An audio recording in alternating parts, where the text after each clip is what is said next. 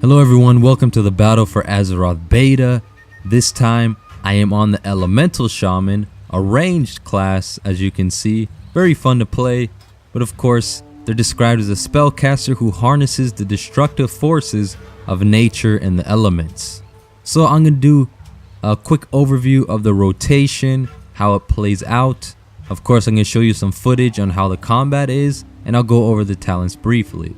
So the lightning bolt is your main ability and it generates maelstrom for you. Lava burst is your most powerful ability that also generates maelstrom, and it has 2 charges, and sometimes you can proc it where you get a free charge and an instant cast where you can do a lot of damage, as this is a pretty powerful ability. We have earthquake, which costs about 75 maelstrom, very high cost but good AoE ability. We also have the earth shock talent, which also procs and it could do a lot of damage as well during your rotation. We also have Thunderstorm, another AoE ability, but this one also knocks back your enemies far away from you. Very helpful as a caster. And then we also have the Fire Elemental. It's not a permanent pet. Of course, it's on a 2.5 minute cooldown. For 30 seconds, they will assist you in your battle, and they do some pretty good damage, and they can also pull aggro off of your enemies. So it can be pretty helpful in a bunch of different situations.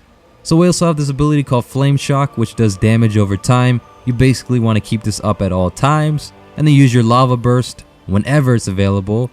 And then in the meantime, use Lightning Bolt. You also have Chain Lightning to use as an AoE ability, so that's another one you have. And then of course all the other ones I've already described. And I have this Earth Shield from my talent points, which I'll go over the talents now in a brief manner, not go too deep into it, just the main points. So of course most of these things are just damage enhancing, and it helps with cooldowns and stuff. But this one's kind of interesting. It has Echo of the Elements and Elemental Blast, which is an ability that raises your stats, and it just gives you another thing to do during your rotation.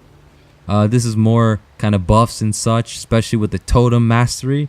Gives you even more buffs. Can you imagine the combo with Elemental Blast and the Totem Mastery? Just a lot of buffs, right? If that's what you're into. Then we got the third tier, which is mainly damage reduction. Earth Shield. When you take damage, it also heals you up. You know, a form of damage reduction, I would say.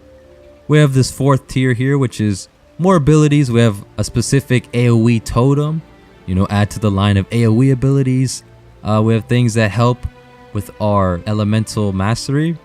And we have the Storm Elemental, which replaces the Fire Totem, the Fire Elemental. So this Storm Elemental just helps you do more damage, of course, similar to the other Elementals. We have some more totems to choose from, and that 5th row is for health.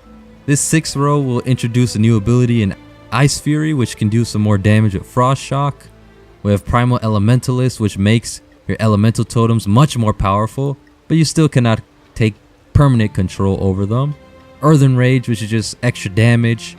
And then Ascendance is your biggest cooldown, which can do a lot of damage, but it's on a very long cooldown at 3 minutes, of course. We have Stormkeeper, which is a new ability that I'm not really familiar with, but I want to try it out here. That's why I picked this one, to test it out on the field in combat. And Unlimited Power, which raises your haste by a certain percentage, which can increase your attack speed and casting speed.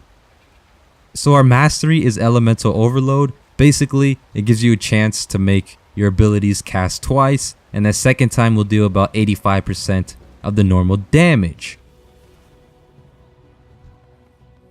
So here I am going to be doing some combat testing to show you how the class plays out. So of course, as you saw, I opened up with Flame Shock. I used all of my Lava Burst charges, and then I just used Lightning Bolt to take them down. And just like that, that's pretty basic. So again, open up with the Flame Shock.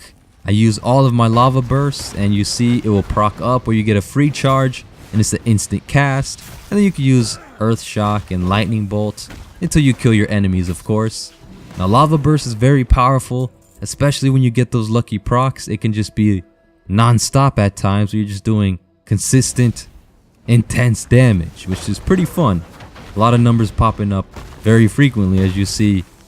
The proc for Lava Burst happens pretty often, so that can be really fun. So now I'm going to show you this Chain Lightning ability. It's just a lightning bolt that hits the enemies around. You know, it's an AoE ability, right? As you can see, it's not very powerful. It doesn't do too much damage. And then we have our thunderstorm, which knocks them back pretty far away. Gives you a chance to reset and finish them off, of course. But it seems like instead of using chain lightning, it would be better just to follow that same rotation and just kill them off like that. And then we have your earthquake, which does a lot of damage and it can stun them a bunch of times, which helps you as a caster, right? So they're not hitting you while you're casting. But it just costs a lot of maelstrom. Probably not going to be using that too frequently unless you're in a raid. So here's that Stormkeeper ability. It's a new ability that I'm not familiar with. And when off the first use, I can see that it's already pretty underwhelming. I was not satisfied with what happened there. It is on a 1-minute cooldown, so that's not too bad.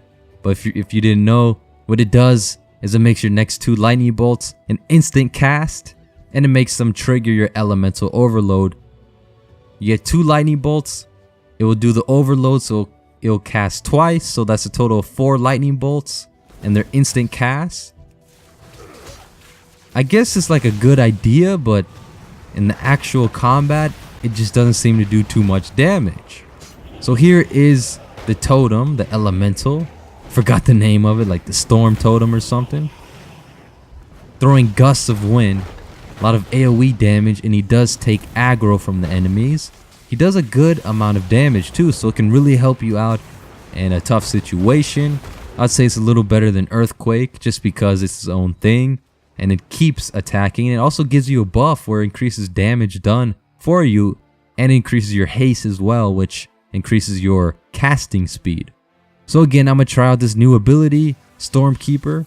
As you see here, instant cast. It'll cast twice, and you do that twice, so that's 4 lightning bolts. And then use that Earth Shock proc, as you see there, and finish them off, of course, with the Lava Burst. So yeah, that's the general rotation and kind of all the little nifty abilities and talents you could get. But honestly, I think Ascendance is way more powerful than Stormkeeper. And maybe unlimited power is even better than Stormkeeper as well, but I'm not really satisfied with Stormkeeper. Like I said, it does seem like it could be cool, but it's just not doing too much damage. So just one more time, you do a Flame Shock and you do Lava Burst as much as you have whenever it procs, and then you finish them off with Lightning Bolts or even an Earth Shock, you know, however you prefer.